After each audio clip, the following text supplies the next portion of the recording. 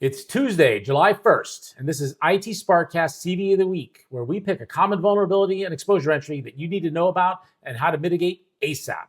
And today we're talking about Linux. I'm Lou. That guy over there is John. And I picked this one for a reason because it was a little bit weird. So let's go over I got this through Hacker News, and let's go over what the vulnerability actually is. There's two CVEs associated with this one. CVE 2025-6018, which affects the pluggable authentication modules in openSUSE, Leap 15, and SUSE Enterprise 16, allowing an unprivileged user to gain allow active status, typically reserved for physically present users, right? So that's the key, physically present. And then there's a second one, which is CVE 2025-6019, which is found in libblockdev via the UDISC daemon, enables an allow active user to escalate to full root privileges, right? So UDISC is installed by default on most Linux distributions. So the exploit chain requires both of these. Now, I did some additional digging around.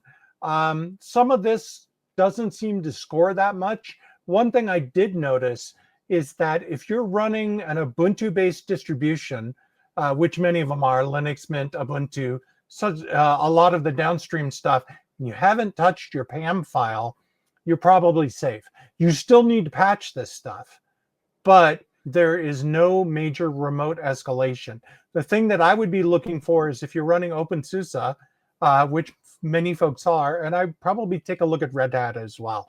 They are sort of very well complemented based on the same RPM architecture.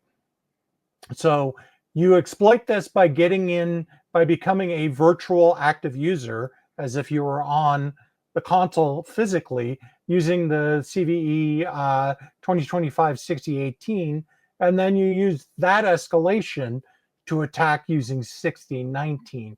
So there are patches out there. If you are running Linux systems in production, and by the way, you are running Linux systems in production, the patches out there for libblockdev, I highly advise that you go out and run this now. There is actually a workaround in the event that you can't touch the system. So if you go to your vendor and look up the this particular CVE, everybody's got it posted now. There is a command line workaround to disable some certain functions.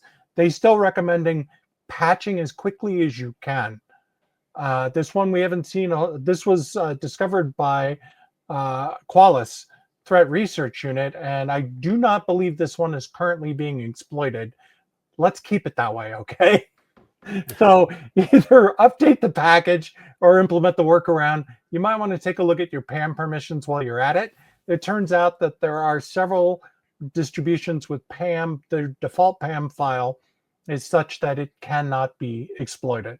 And that's what makes it interesting, because it depends on the default shipment and whether you change the PAM file.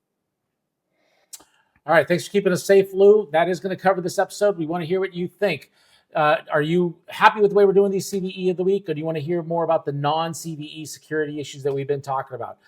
Send us a note, send an email to feedback@itsparkcast.com, or hit us up on X @ITSparkcast. If you're watching us on YouTube, leave a comment down below. We do read every single piece of email and feedback that we get, and we respond to most. If it's particularly insightful, we do read it out on our Friday News Bites episode. Be sure to hit like, subscribe, turn on notifications so you never miss an episode.